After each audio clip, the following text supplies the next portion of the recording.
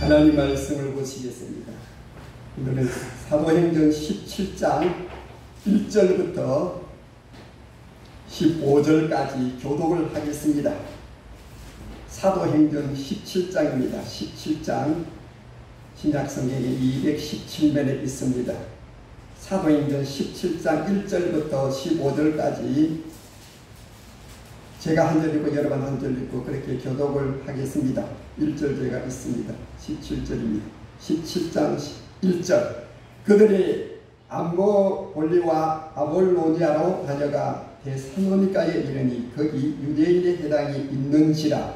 바울이 자기 관례대로 그들에게로 들어가서 새 안식일에 성경을 가지고 강론하며 뜻을 풀어 그리스도가 해를 받고 죽은 자 가운데서 다시 살아나야 할 것을 증언하고 이르되 내가 너희에게 전하는 이 예수가 곧 그리스도라 하니 그 중에 어떤 사람 곧 경건한 헬라인의 큰 무리와 적지 않은 귀부인도 권함을 받고 바울과 실라를 따라하니 그러나 유대인들은 시기하여 저자에 어떤 불량한 사람들 데리고 때를 지어 성을 요동하게 하여 야손의 집에 침입하여 그들을 백성에게 끌어내려고 찾았으나 발견하지 못하매 야손과 몇 형제들을 끌고 읍장들 앞에 가서 소리질러 이르되 천하를 어지럽게 하던 이 사람들이 여기에 이르네.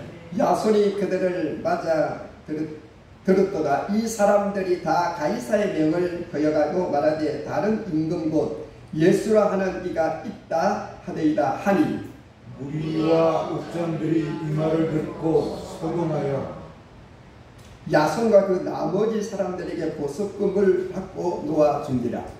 당의 형제들이 곧 바울과 실라를 베레아로 보내니 그들이 이르러 유대인의 회당에 들어가니라. 베레아에 있는 사람들은 데살로니가에 있는 사람들보다 더 너그럽게 간절한 마음으로 말씀을 받고 이것이 그러한가 하여 날마다 성경을 상고하므로 그 중에 믿는 사람이 많고 또 헬라의 기부인과 남자가 적지 아니하나 데살로니가에 있는 유대인들은 바울이 하나님 말씀을 베레아에서도 전하는 줄을 알고 거기서 가서 무리를 움직여 소동하게 하거늘 형제들이 곧 바울을 내보려 바다까지 가게 하되 실라와 디모데는 아직 거기 머물더라. 같이 읽겠습니다. 바울을 인도하는 사람들이 그를 데리고 아덴까지 이르러 그에게서 실라와 디모데를 자기에게로 속히 돌아오게 명령을 받고 떠나니라. 아멘. 기도하겠습니다. 하나님 아버지 감사합니다. 더운 날씨에도 우리를 사랑하셔서 감사합니다. 오늘도 우리가 영의 양식을 먹고자 합니다. 하나님 우리에게 영의 양식이 풍족해서 육신의 일도 강건하여지는 그런 삶을 살 수 있도록 아버지 복을 내려 주시옵소서. 예수 그리스도 이름으로 기도합니다. 아멘. 저를 한번 따라서 합니다. 복음 전파의 결과. 바울은 로마서 1장 16절 17절에 보면은 내가 복음을 부끄러워하지 아니하노니 이 복음은 모든 믿는 자에게 구원을 주시는 하나님의 능력이 됩니다. 첫째는 유대인에게요 또한 헬라인에게로다. 복음에는 하나님의 의가 나타나서 믿음으로 믿음에 이르게 하나니 그렇게 고백하고 있습니다. 복음은 좋은 것입니다. 한마디로 헬라 말로 복음은 빼소라는 겁니다. 이건 좋은 소식이라는 뜻입니다. 헬라 말로 유앙겔리온이라는 이 말도 좋은 소식이다. 그래서 굿뉴스라는 영어도 좋은 뉴스, 좋은 소식이다 이 말입니다. 그래서 복음만큼 좋은 소식이 없습니다. 인도의 어떤 전도자는 그런 말을 했습니다. 종교는 인간이 하나님을 찾는 일이지만은 복음은 하나님이 인간을 찾는 일이라고 그렇게 정의를 했습니다. 마치 자녀가 부모를 찾는 것 있지요. 그런데 부모가 자녀를 찾는 것하고 자녀가 부모를 찾는 것하고는 조금 다릅니다. 부모를 자녀를 찾는 데 있어서 자기 생명같이 사력을 다하는 것입니다. 제가 그때 서울에 갔을 때 현수막이 달려 있었습니다. 그런데 딸을 찾는 아버지의 애절함이 현수막에 걸려 있었습니다. 근 20년 동안 찾는 거예요. 자, 자녀는 그렇게 할 수 있습니다. 그러나 부모는 자기 자녀를 찾는데 사력을 다하는 거예요. 사력을. 오늘 우리 하나님이 뭐가 복음이냐? 예수 그리스도를 통해서 우리의 생명을 찾고 만백성의 생명을 찾는 것이 이것이 하나님의 복음이다. 하나님의 말씀이다 이 말입니다. 그래서 하나님의 이 복음은 놀라운 변화를 일으킵니다. 여러분 성경을 한번 보십시오. 우리가 이 복음은 만병통치약입니다. 아니 모든 믿는 자에게 능력을 주시고 이 복음은 기쁜 소식이라 그렇게 말했습니다. 오늘 우리가 이 복음을 전파하고 우리가 있습니다. 여러분 우리 예수 믿는 사람은 가장 큰 우리의 사명 이거는 복음 전파입니다. 복음의 전파를 우리가 함으로 말미암아 오늘 우리가 하나님 말씀 속에서 복음을 전할 때 바울과 실라가 복음을 전할 때에 어떤 반응이 일어나느냐? 권함을 받고 곧 하나님 말씀을 전할 때 권함을 받고 쫓았더라 그랬습니다. 우리가 육지 있을 때 개척했을 때 비닐하우스를 치놓고 예배를 이제 교회를 시작했는데 그때 4남매가 찾아왔었습니다. 지금도 교회를 잘 다니고 있습니다. 너희가 찾아왔는데 하나님 말씀을 그때 듣고 계속 하나님을 잘 믿을 뿐만 아니라 충성봉사하고 지금도 그 자녀들이 다 하나님을 잘 믿고 자녀들 낳았습니다. 그들 통해서 그 집안이 한 사람은 그 아들은 지금 스페인가 있어요. 스페인인가 알고 또 하나는 베트남 가서 지금 그 직장 때문에 가 있습니다. 그런데 오늘 하나님 말씀에 바울과 실라가 말씀을 전할 때 고난을 받고 쫓았더라. 바울이 전한 복음을 듣고 이들은 말에 의심 없이 믿었다는 것입니다. 복음을 영접했다는 것은 고난을 받았다는 겁니다. 마음에 다짐했다는 겁니다. 아름답고 귀한 것 아닙니까? 다짐하고 행동화한 것은 큰 은혜가 되는 거예요. 고난을 듣고 쫓아갔다 이 말입니다. 하나님의 특별하신 은혜이다. 예수님께서 복음을 전할 때 어떤 이들은 길에서 예수님을 쫓았습니다. 고기를 잡다가 그물을 버려두고 배를 버려두고 예수님을 쫓은 그런 사람도 있습니다. 여러분 하나님의 말씀에 나의 경험과 지식과 기분으로 판단하면 안 됩니다. 왜? 하나님의 말씀은 하나님의 말씀입니다. 누구의 사람의 말이 아니고 하나님은 전지전능하신 하나님, 무소부지하신 하나님, 창조주 하나님이니까 하나님의 말씀을 듣고 내 지식이나 내 기분으로 판단하면 되는 게 아니라 이거야. 복음은 귀한 것입니다. 여러분 지금도 이 복음에 대해서 반신반의하는 사람들이 많이 있습니다. 그 왜 그러냐? 하나님의 말씀을 듣고 신리주의가 있잖아요. 신리주의는 뭡니까? 손익계산적인 사람 있잖아요. 하나님의 하나님의 말씀을 권면 듣고 쫓는 무리가 있습니다. 그러나 하나님의 이 말씀의 위력을 엄청난 사실 아닙니까? 이 말씀을 듣고 반신반의하는 사람들이 있다 이 말입니다. 반은 믿고 반은 안 믿고.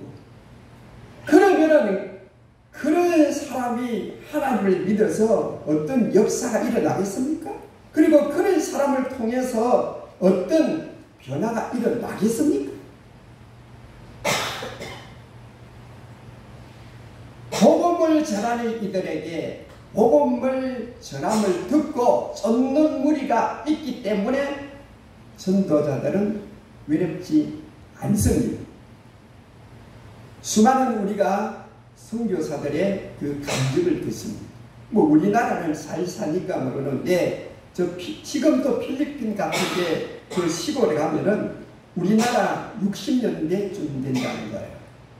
근데 거기에 사는 그 사람들이 문화 수준이라든지 모든 생활 경제 수준이 그야말로 우리나라 60년대 같은 그런 상황이었습니다.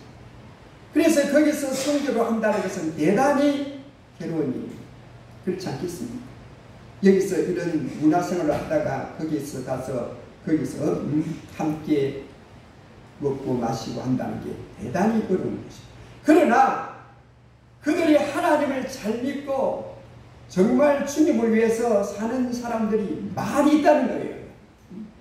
그러니까 이 전도자들이 선교사들이 외롭지 않고 주님을 위해서 사는 것입니다. 바울과 실라가 복음을 전할 때 고난을 받고 쫓는 무리들이 있었다.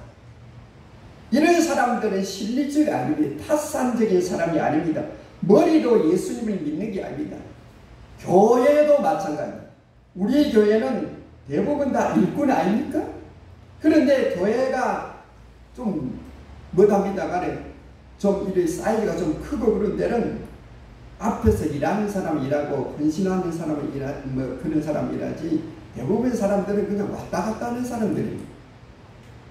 어쨌든 실리주의, 기회주의, 타산주의 머리로 믿는 사람들은 하나님을 믿는 사람들은 하나님의 은혜의 바다에 빠지지 못한다는 것입니다.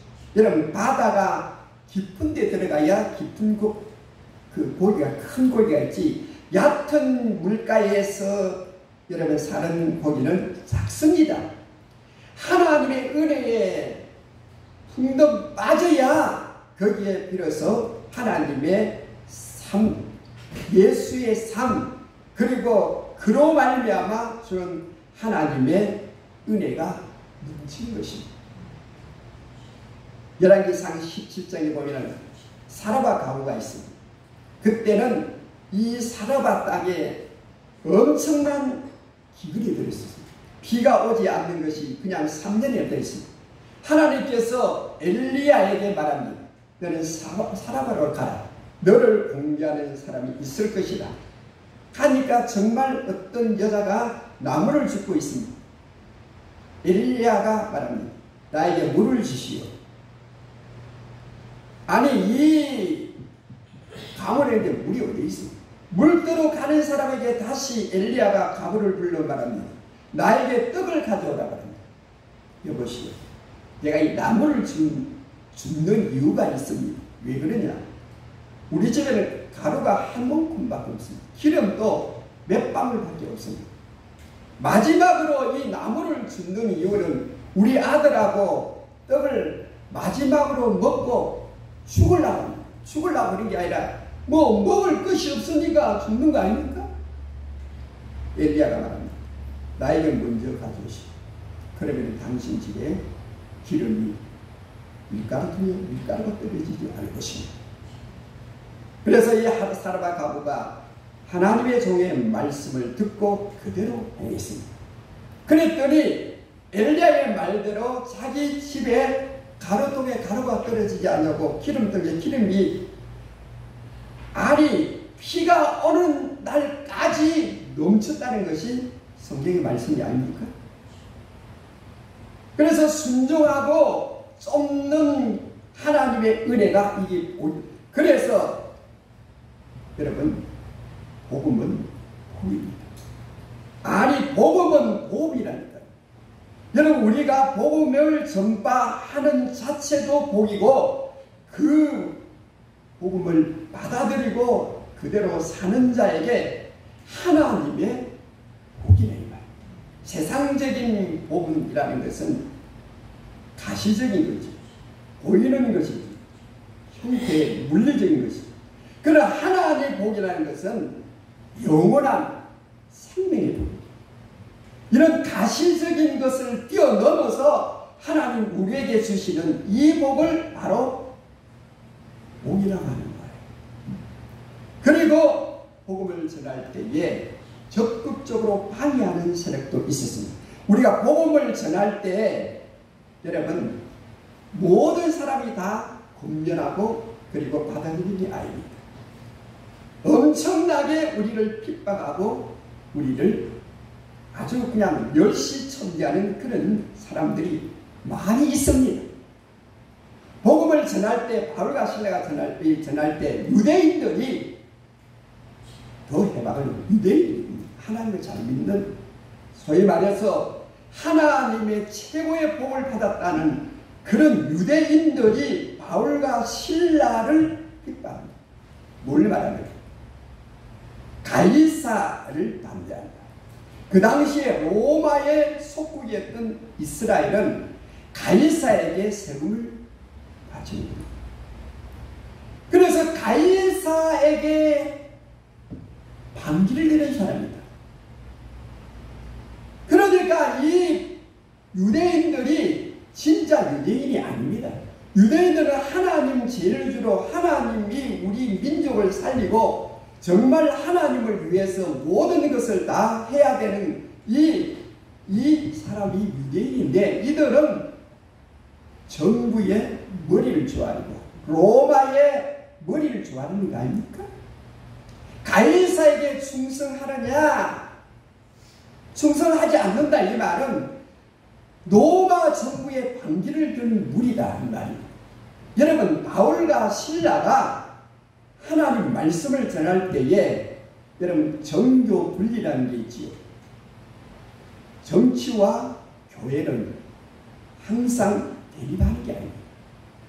서로 상호 작용하는 것, 서로 도와주는 관계지 교회가 정부를 어떤 제기를 가지고 비판하는 것이 아닙니다. 물론 공산주의 절대 전체주의 이런 것에는 교회가 일어나야죠.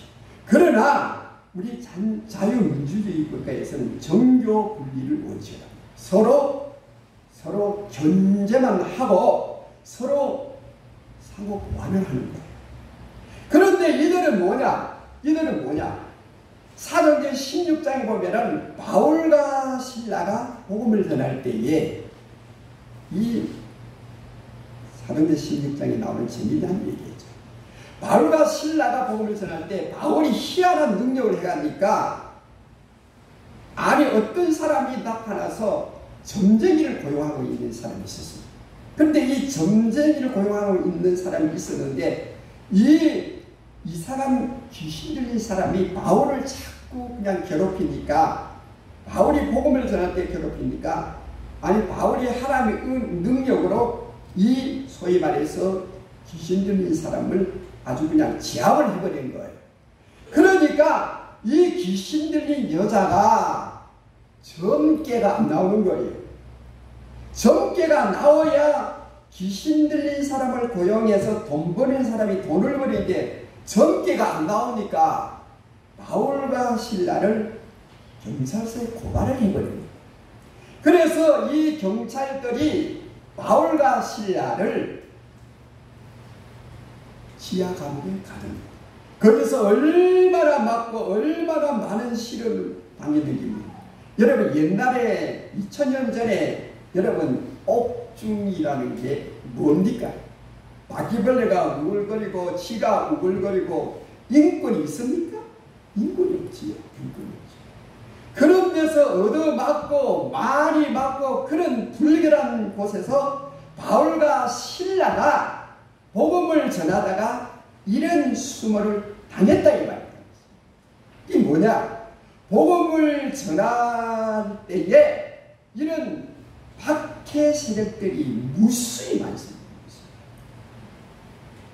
지금 중국, 북한, 러시아는 교회를 말삭 정책을 쓰고 있습니다. 그 왜 그러냐? 교회가 바른 소리를 하면은 사람들이 인권과 자유와 그리고 여러분 뭡니까? 진정한 삶의 거기에 힘이 있습니다. 그리고 부정부패를 할 수가 없습니다. 그러니까 중국은 지금 요새 중국이잖아요. 사상이 조금 잘못된 사상을 가진 사람은 다 그냥 검사라 하고 그게 제일 먼저 하는 것이 뭐냐? 바로 교회를 못 쓰게 하는 거죠. 뭐 북한은 이미 다 그랬고 교회가 생기면 바른 말을 하고 진리를 자유를 진정한 메시지를 전하면은 그들이 여러분 그런 세력을 그런 정치를 할 수가 없기 때문에 러시아도 마찬가지지만 교회 말살 정책을 하는 겁니다. 이게 바로 뭐냐? 복음을 전할 때 이런 이유가 반드시 있습니다. 이걸 우리는 알아야 돼요. 복음을 여러분 전할 때 여러분 사람들에게 전도하고 또 이런 사람 저런 사람에게 전도할 때 여러분 좋은 일만 있는 게 아니고 그냥 막 무식하게 그 사람을 그냥 사람을 전도하는 사람을 욕하고 어떤 사람은 복음을 전하는데 그냥 요 밑에 거기 하국의 밑에 사는 사람은 굉장히 옛날부터 거기서 태어나고 사는 사람. 그런데 우리 육지에서 온 학생들이 복음을 전하니까 그냥 세트 때 물을 그냥 해가지고 그냥 셰과 그런 일은 아무것도 아닙니다. 이런 일들이 비일비재하고 예수를 믿으라고 하는 사람들이 순교를 당한 예는 우리나라는 지금 그러니까 100, 200년 전에 150년 전에는 그런 사람들이 얼마나 많았겠습니까? 초대교회들은 예수를 믿는 사람들을 여러분 그 광장에 끌어내서 사자의 밥이 되게 하고 사자들이 그 살길을 물어뜯고 산 사람을 기름에다 튀겼습니다. 산 사람을 여러분 껍데기를 벗겼습니다. 그런 역사가 여러분 오래된 역사가 아닙니다. 그리고 오늘 성경에 말씀을 전하니까 베레아 사람들이 반응이 나옵니다. 베레아 사람들은 데살로니가 사람들보다 신산적이었다는 것이죠. 고상하고 고결한 성품이었다는 거지. 하나님 말씀을 간절한 마음으로 받았다 그랬습니다. 여러분 예수님께서 씨 뿌린 자의 비유가 나옵니다. 마태복음 13장에 나오는 비유에서 말씀을 듣고 말씀에 그 말씀을 간절한 마음으로 받은 자는 옥토에 씨를 뿌린 그런 결과 곧 100배의 결실을 맺는다.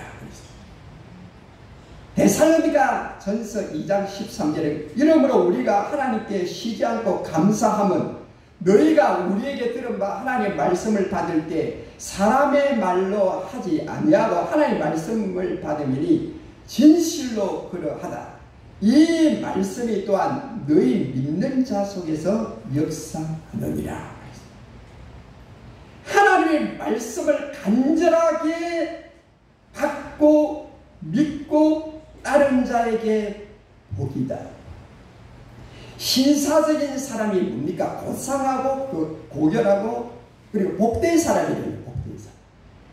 베레아 사람들은 하나님 말씀뿐만 아니라 날마다 성경을 상고했더라. 이게 뭡니까? 하나님의 말씀을 듣고 그 말씀이 진짜 맞는가? 하나님의 말씀을 날마다 읽었다는 게 아닙니다. 일본의 작가 오에 겐자부로라는 사람이 있습니다. 이 사람은 노벨 문학상을 탔습니다. 이분의 좌우명이 뭐냐? 그래, 지옥에는 내가 간다. 이분의 좌우명이 뭐냐? 그래, 기도는 내가 한다. 이게 무슨 좌우명입니까? 내가 헌신하겠다. 내가 어렵고 힘든 일은 내가 하겠다. 우리 사이에 개인의, 우리 지금 이 세대 사이에 보편적인 이 인식이 뭐냐? 개인의 의무나 책임보다 권리를 강조하는 경향이 난다. 내 개인의 의무나 책임을 다하지 않고 권력만 강조하는 경향이 우리 이 시대에 많다는 거야. 자기가 의무와 책임을 다하는 것보다 나에게 있는 권리를 강조하니까 여러분 사회가 자꾸 삭막해지는 거예요. 요새 여러분 가장 이슈가 되는 게 뭡니까?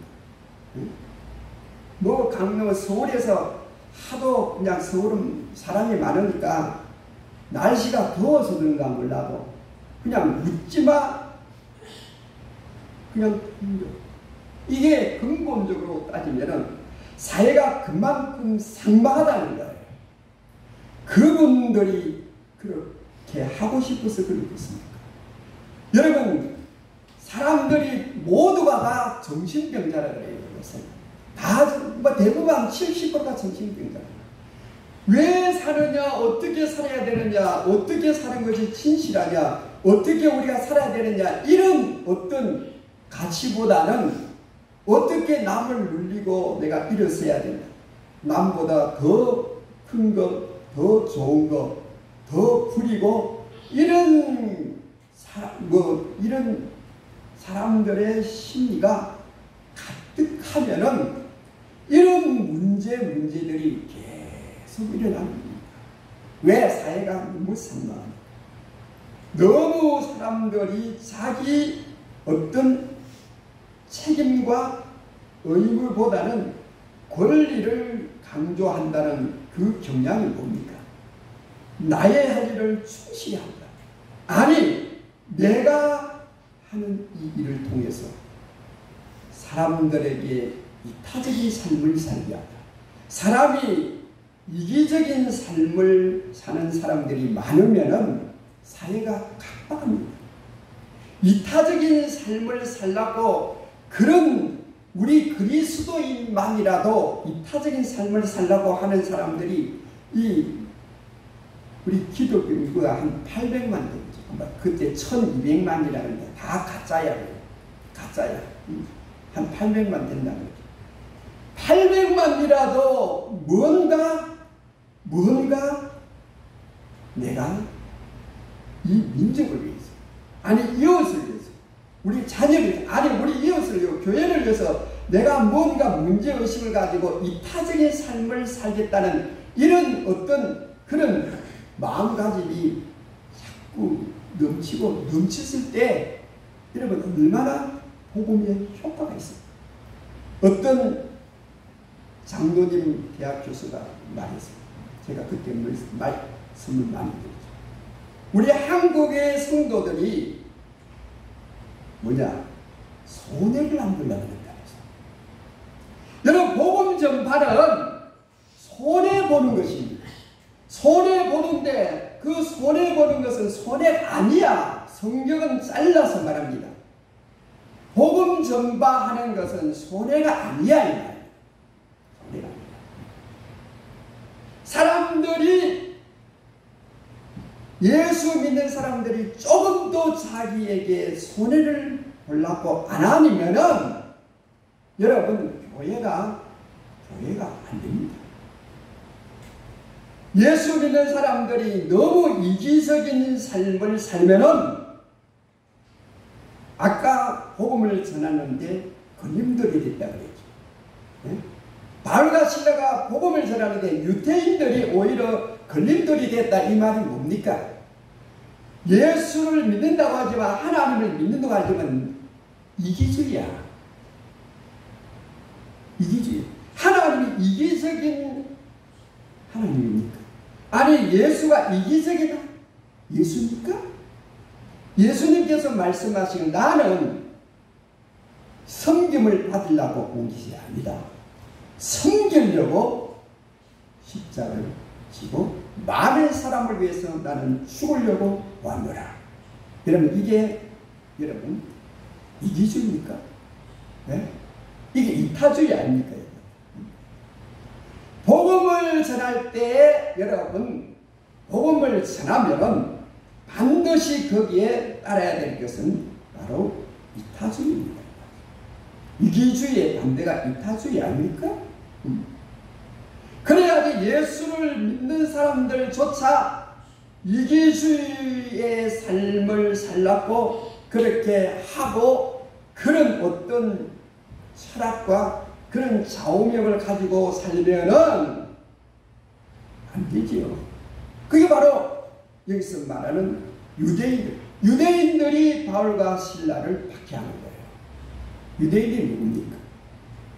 자기 조상은 아브라함, 자기 조상은 이삭, 자기 조상은 야곱이야. 그렇게 자랑하는 사람들이 오히려 복음을 전하는데 걸림돌이 됐다. 이게 무슨 말씀입니까? 베레아 사람들은 신사적이어서 고상하고 고결한 성품이 있었고 그리고 하나님의 말씀을 날마다 상고했다 그랬습니다. 성경은 희망의 창문이라고 했습니다. 그 창문을 통해서 영원한 세계를 바라본다고 미국의 어떤 목사님이 그렇게 말했습니다. 내가 항상 말해왔고 또한 계속 말한 것은 성경은 거룩한 성경은 꾸준히 읽으면 읽을수록 더 훌륭한 국민이 될 것이요 더 훌륭한 아버지가 될 것이며 훌륭한 남편이 될 것이다. 토마스 제프슨 미국의 3대 대통령이 그런 말을 했습니다. 하나님의 말씀을 상고할 때 자기를 발견할 수 있습니다. 여러분 내가 누구냐 알아야 내가 어떻게 살아가느냐 거기에 여러분 키가 있습니다. 자기를 몰라. 내가 누군지도 몰라. 내가 지금 어떤 상태에 모르는 자가 어떻게 여러분 바르게 삽니까? 성경을 상고할 때 자기를 발견합니다. 아, 내가 못난 사람이다. 나는 이 정도밖에 안 되거든. 여러분 거울을 안 보는 여자 여러분 상상해 봤습니까? 아? 거울을 안 봐. 남자든 여자든 거울을 안 보면 어떻게 합니까? 에? 하나님의 말씀이 거울이야. 우리의 삶의 결과는 내가 어떻게 과거, 현재, 미래를 볼 수 있는 것이 하나님의 말씀 아닙니까? 하나님의 말씀을 상고할 때 나를 발견할 수 있어요. 하나님의 말씀을 상고하는데 나를 발견 못한다는 것은 그건 어불성설입니다. 그건 성경을 그냥 대충 읽는 게 아니고 그냥 보고 마는 거죠. 여러분 욥기를 보십시오. 욥기를 보면 인내의 사람이 될 수가 있습니다. 유약하고 연약한 사람은 엘리야를 보십시오. 엘리야 얼마나 담대한 850대 1로 싸워도 조금도 주눅들지 않습니다. 마음의 노래가 없는 사람은 다윗을 보라고 그랬습니다. 다윗이 여러분 목동에 대해서 노래를 부르면서 자기 일에 최선을 다했습니다. 신리와 흑암의 가운데 있는 자는 이사야서를 읽으라. 이사야서를 읽으면 여러분 힘이 납니다. 신앙이 얕은 자는 바울을 보십시오. 바울이 얼마나 위대한 선지자입니까? 아니라고 적당주의는 야고보서를 읽어보세요. 야고보서는 행동하라. 행동해라. 믿음은 행동해야 되는 거야 라고 말씀하셨습니다. 여러분 장래의 소망이 없는 자는 요한계시록 읽어보십시오. 요한계시록 읽으면 내 장래의 소망이 있습니다. 내가 지금 어떤 어려움과 어떤 환난이 있어도 요한계시록에는 너는 소망이 있어. 예수를 믿는 한 절대 소망이야. 이걸 말씀하는 게 아닙니까? 여러분, 복음을 전파할 때 위대한 결과가 나옵니다. 여러분, 이 복음이 진짜 복된 소식, 진짜 복된 소식. 우리에게 생명이고 하나님의 생명이고 하나님 예수님과 함께 우리는 여러분 상속자가 되는 게 이 복음의 결과요. 복음을 받아들이고 예수를 믿음으로써의 결과 아닙니까? 그런데 이 복음의 위대한 역사를 여러분 나만 혼자 그걸 여러분 가져가고 있습니까? 가장 가까운 사람에게 여러분 복음을 전파해야 합니다. 가장 가까운 사람에게 내가 믿는 하나님을 전파해야 합니다. 이게 여러분 하나님의 명령입니다. 하나님의 명령, 의무입니다. 그래서 저는 나중에 은퇴하고 나면은 아주 적극적으로 우리 형제, 우리 처갓집 형제를 위해서 아주 그냥 도시락을 사고 다니면서 복음을 전하다. 아주 끈질기게 그냥 니 죽고 나 죽고 니 사고 나 사고. 이게 뭐냐? 복음 전파는 결과가 절대 아닙니다. 이건 절대입니다. 사람은 절대라는 말을 쓰면 안 됩니다. 그러나 복음 전파 결과는 여러분 복됩니다. 여러분 복음을 전해서 하나님의 생명을 얻고 예수님과 함께 상속을 받는다. 하나님의 나라로 상속을 받는다니까요. 이게 얼마나 큰 위대한 일입니까? 세상에 여러분 몇 조를 상속을 받아도 여러분 그건 여러분 살가치지 않아요. 살가치. 우리 여러분들 복음 전파의 결과 여러분 놀라운 역사가 있습니다. 놀라운 역사가 여러분 바울이 복음 전파를 유럽에 가서 했었어요. 유럽이 여러분 어떻게 됐습니까? 유럽이 선진국 아닙니까? 멋있는 나라 아닙니까? 예? 여러분 오늘 우리가 복음을 전파하는 복음의 결과를 여러분 꼭 체험하시기 바랍니다. 여러분 결과 좋습니다. 하나님의 말씀의 결과, 그 말씀을 믿고 하나님의 말씀을 읽고 그 말씀에 의해서 살면은 여러분 반드시 복을 받습니다. 이건 반드시 복을 받는, 절대 복을 받는 여러분 되시기를 주님의 이름으로 축복합니다. 기도합니다. 하나님 아버지 감사합니다. 복음의 결과는 위대한 것입니다. 복음의 결과는 사람을 살리는 것입니다. 복음의 결과는 절대적인 축복. 우리는 이 말씀을 믿고 이 말씀을 따라 정말 복음의 전파자, 복음으로 말미암아 승리하는 우리의 삶이 될 수 있도록 하나님 복을 내려 주시옵소서. 예수 그리스도 이름으로 기도합니다. 아멘. 찬송